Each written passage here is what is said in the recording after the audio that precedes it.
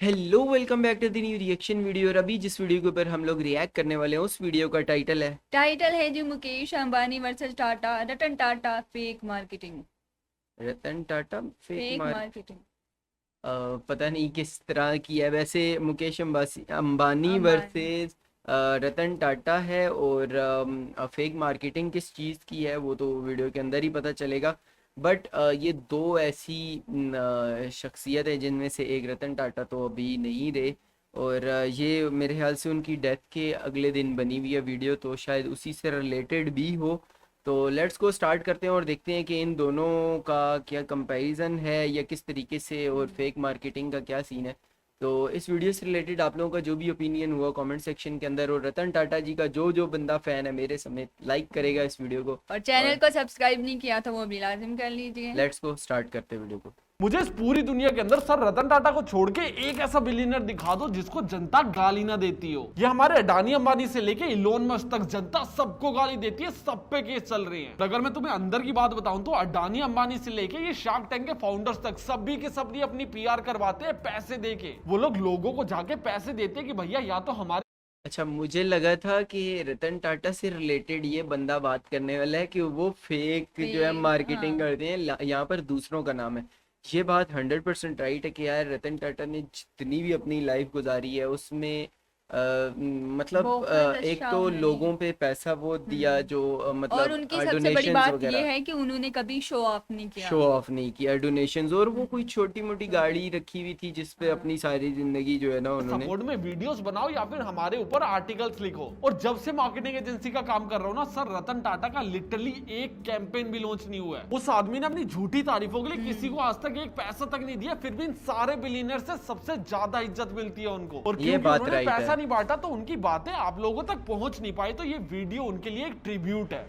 ये इस वीडियो को ना ही मैं मोनेटाइज करूंगा और इस वीडियो के अंदर कोई भी स्पॉन्सर नहीं है, मतलब मैं इस वीडियो से एक भी पैसा नहीं कमाने वाला हूं। मैं ये वीडियो सिर्फ इसलिए बना रहा हूं क्योंकि मैं सर रतन टाटा को बहुत ज्यादा एडमायर करता था और मैंने उनके बारे में काफी चीजें पढ़ रखी है। मुझे लिखने तक की जरूरत नहीं, मैं डायरेक्टली कैमरा से बात कर सकता हूं। और आजकल के इंस्टाग्राम के नए नए लड़कों को लगता है कि सर रतन टाटा को इतनी इज्जत इसलिए दी जाती है क्योंकि वो काफी पैसा डोनेट कर देते हैं। आज तक रतन टाटा सर ने अपनी पूरी जिंदगी के अंदर 1.2 बिलियन डॉलर डोनेट करे हैं, और वहीं दूसरी साइड 55 बिलियन डॉलर डोनेट करे वॉरेन बफेट सर ने, फिर भी ज्यादा इज्जत रतन टाटा सर की है। जो भी लोग उनके साथ रहे हैं ना उनको एक चीज पता है कि वो आदमी खुददार बहुत था, जो चीज बोल दी मतलब बोल दी। बचपन में ना हम लोग ऐसे चंदा इकट्ठा करके स्टेज के ऊपर रामलीला किया करते थे, और उसके अंदर से ना मुझे आज भी राम का एक डायलॉग याद है। जब उनके पिता उनको वनवास दे देते हैं ना तो उनकी फैमिली आगे बोलती है कि भैया वनवास के लिए मना कर दो, क्यों जा रहे हो। तो उनका एक डायलॉग था कि रघुकुल रीत सदा चली आई, प्राण जाए पर वचन ना जाए, मतलब जो एक बार मुंह से निकल गया मतलब पूरा करके हटना है। ऐसे ही same scenario Ratan Tata sir का भी था, और तभी उन्होंने आज तक शादी भी नहीं की थी। इनको ना एक बार इंग्लैंड में किसी से प्यार हो गया था और इन्होंने उसको जाके प्रॉमिस कर दिया था अगर मैं शादी करूंगा तो तुम्ही से करूंगा, और करने भी वाले थे। बट इनकी शादी से कुछ टाइम पहले इनकी मदर की तबीयत खराब हो गई थी, तो इनको इंग्लैंड छोड़ के इंडिया आना पड़ा था। और जब ये इंडिया आए तो उस लड़की ने किसी और से शादी कर ली थी, और क्योंकि इन्होंने उनको प्रॉमिस कर रखा था कि अगर मैं शादी करूंगा तो सिर्फ तुम्हारे साथ ही करूंगा, और उसके बाद इन्होंने कभी शादी ही नहीं की। मैंने रेगुलरली सर के बारे में पढ़ता रहता था क्योंकि हम दोनों के विचार बहुत अलग है और मुझे वो पढ़ने में मजा बहुत आता था। मेरे लिए बहुत क्लियर है कि भैया धंधा ही धर्म है, और उनके लिए धंधे से पहले उनका देश है। 26/11 में ताज होटल में क्या हुआ था हम सबको याद होगा। उस पूरी घटना के बाद सरकार ने ऐलान किया था कि जिस जिस बंदे की मौत हुई है उसकी फैमिली को कंपनसेशन दिया जाएगा, और जिस जिस बंदे को चोट भी आई है उसको भी कंपनसेशन दिया जाएगा। और उस बात को 24 साल हो चुके और कुछ लोगों को कंपनसेशन तो आज भी नहीं मिला है। बट रतन टाटा सर का ऐसा नहीं था, उनके होटल के ऊपर अटैक हुआ था और उन्होंने पूरी की पूरी रिस्पॉन्सिबिलिटी ली थी, जबकि लेना बनता भी नहीं था।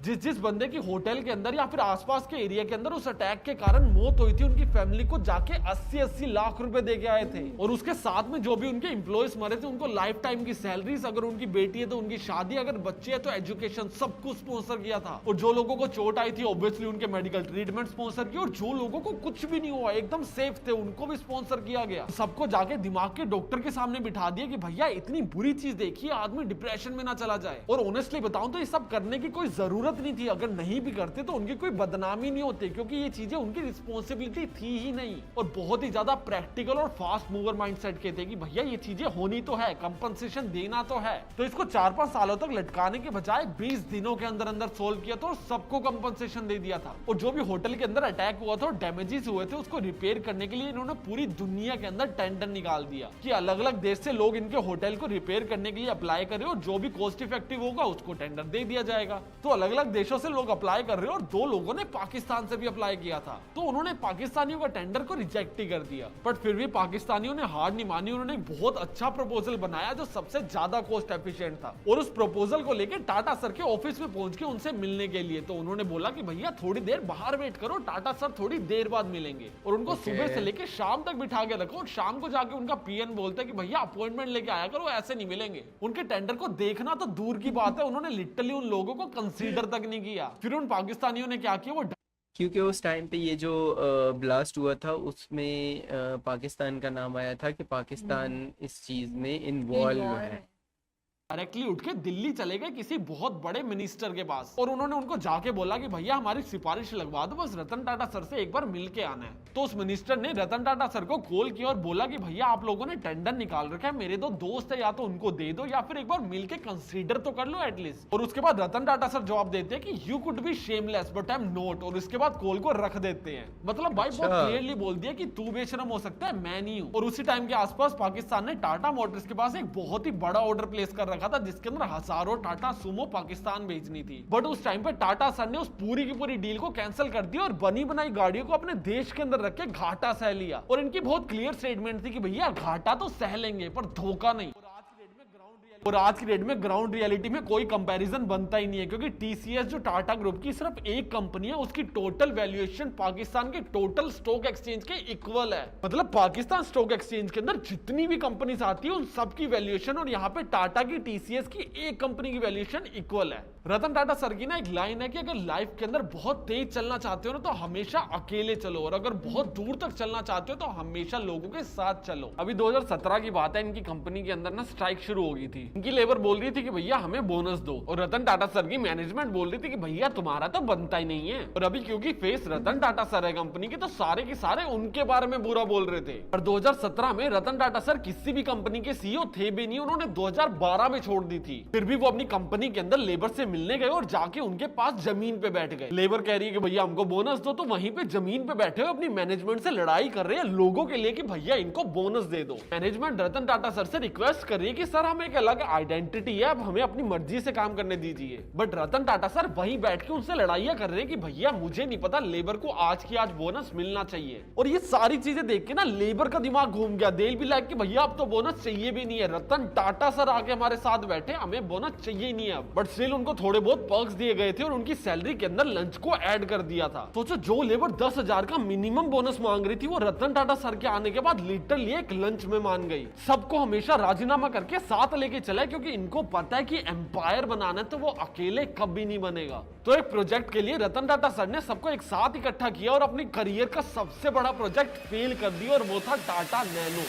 टाटा नैनो। पहले नैनो का प्लांट लगाने के लिए कोलकाता चले गए और वहां की ममता बनर्जी की वजह से वहां पे स्ट्राइक्स हो गई, जिसको मैंने पूरी तरह से इस वीडियो के अंदर एक्सप्लेन कर रखा है। उसके बाद पूरा का पूरा प्रोजेक्ट बीच में रुक गया। उसके बाद मोदी जी ने एंट्री ली और देल भी लाइक कि भैया हम प्रॉपर्टी देते हैं, आप काम करना चालू करो। पूरे के पूरे प्रोजेक्ट को रीस्टार्ट किया गया, फिर लॉन्च किया गया। और जब लॉन्च हुआ तो लोग उस गाड़ी को ना ही खरीदना चाहते, और जो लोग खरीद रहे हैं उनकी गाड़ियां जल रही हैं। जिन लोगों ने भी टाटा नैनो खरीदी थी उनमें से काफी लोगों की खड़ी गाड़ियों के अंदर आग लग जा रही थी। और इस इंसिडेंट के बाद पूरे देश के अंदर आपका नाम खराब हो चुका है, पॉलिटिशियन आपके नाम पे तमाशा कर रहे हो और वोट बटोर रहे हैं, तो आप क्या करोगे? डिप्रेशन में जाओगे या फिर अकेले में बैठ के एंजाइटी की गोलियां खाओगे? इन्होंने अलग ही काम कर दिया। इन्होंने कंपनी में रूल बना दिया कि आज से हम लोग फेलियर्स को सेलिब्रेट करेंगे। रतन टाटा सर बोलते कि लोहे को कोई भी खत्म नहीं कर सकता सिवाय जंग के, और ऐसा इंसान का दिमाग भी होता है, इंसान को कोई नहीं खत्म कर सकता सिवाय उसके दिमाग के। उन्होंने इस चीज को समझा कि भाई फेल होने के डर से ना आप लोग काम करना बंद कर देते हो, जो सबसे बड़ा फेलियर क्लियर है। इनको लगा कि ऐसा इनकी कंपनी के अंदर भी होता होगा कि लोग काम करने से पहले डरते होंगे, जिससे सक्सेस बहुत दूर छूट जाएगी। तो इन्होंने ओपनली आके बोला कि भैया छोटी छोटी गलतियां करो और जो महीने के एंड में सबसे ज्यादा गलतियां करेगा ना, हम लोग उसको सेलिब्रेट करेंगे। मतलब अगर आप लोग किसी नए प्रोजेक्ट के ऊपर काम कर रहे हो और वो सक्सेसफुल हो गया तो आपको पार्टी मिलेगी, और अगर गलती से किसी कारण की वजह से ना हो पाया तब भी पार्टी मिलेगी। इनकी एक बहुत बेसिक सी थ्योरी थी कि भैया जितनी जल्दी फेल करेंगे उतनी ही तेजी से आगे भी बढ़ेंगे, तभी आज इनके पास 100 से ज्यादा कंपनी है।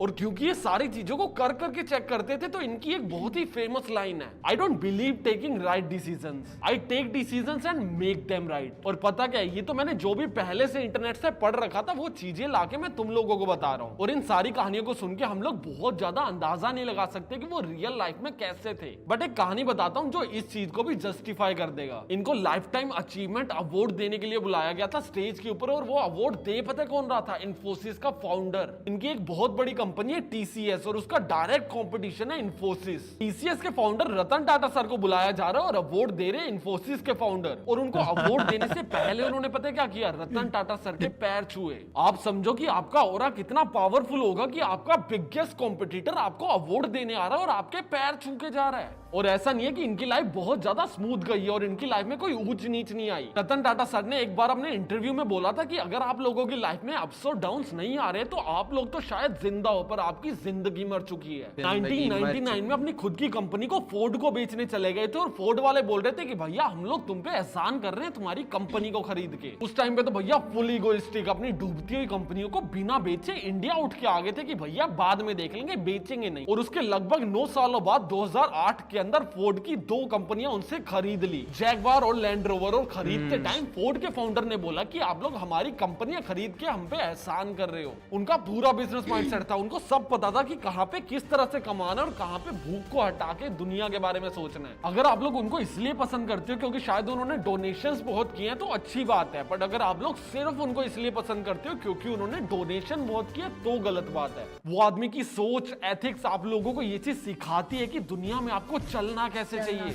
कितने सारे ऐसे बिलियनियर हैं जिन्होंने दबा के पैसा कमाया, इनको भी पैसा कमाना आता था, इतने गट्स थे कि पैसा कमाया जा सके। पर पैसा कमाते टाइम इनको ये चीज भी पता थी कि साला रुकना किधर है। पैसे से पैसा ना बना के इन्होंने एक इनफ पैसा कमाया, एक एम्पायर को जचाया और उससे दुनिया और समाज का भला किया। और इस वीडियो को मैं उनकी एक लास्ट लाइन के साथ खत्म करना चाहूंगा।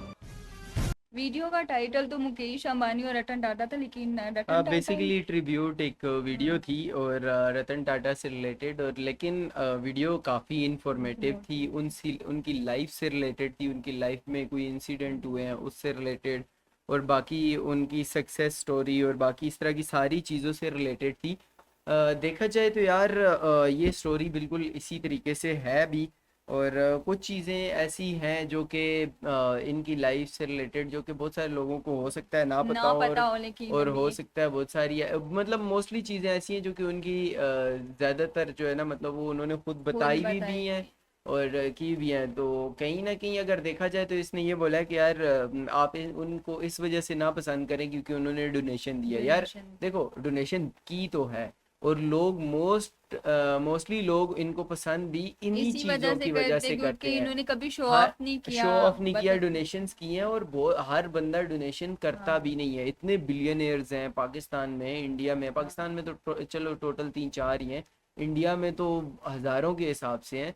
तो वो सब भी डोनेशंस करते हैं, लेकिन इतनी डोनेशंस नहीं करते हैं जितनी इन्होंने किया। और बड़ी बात ये है कि इन्होंने कभी बताया भी नहीं बताया नहीं है। वो तो चलो आगे पीछे की कंपनीज या मीडिया उनके और थ्रू ही पता चलता है, अदरवाइज उन्होंने खुद कभी नहीं बताया। खुद से नहीं जाके मतलब शो ऑफ नहीं किया, अपने आप को सादा लाइफ के अंदर रखा, और बाकी बहुत सारी चीज़ों में मतलब इस तरीके से रहे कि जैसे कुछ है ही नहीं, लेकिन बहुत सादा बंदे थे, बहुत ही सादा। तो बहरहाल यार ऐसे लोगों का दुख होता है, चाहे वो दुनिया के किसी भी कंट्री में रहते हो, और वो जब उनकी डेथ होती है तो दुख होता है, ऑब्वियस सी बात है, क्योंकि इनकी वजह से बहुत सारे घरों के चूल्हे चलते हैं, मतलब चूल्हे जलते हैं, चलते हैं बोल गया, जलते हैं। तो इंडिया में भी आज भी कितनी मतलब कंपनियां, मतलब 100+ कंपनियां हैं जो कि इंडिया और इंडिया के बाहर काम कर रही हैं, जो कि इनकी हैं और इन्हीं की वजह से सक्सेसफुल हुई। खैर वीडियो काफ़ी मज़ेदार थी, और अगर आप लोग भी आप लोगों को भी वीडियो अच्छी लगी हो तो please like and share and comment करके ज़रूर बताना है, अपना ओपिनियन बताना है। हम मिलते हैं एक और वीडियो के साथ, तब तक के लिए अल्लाह हाफिज। Bye bye.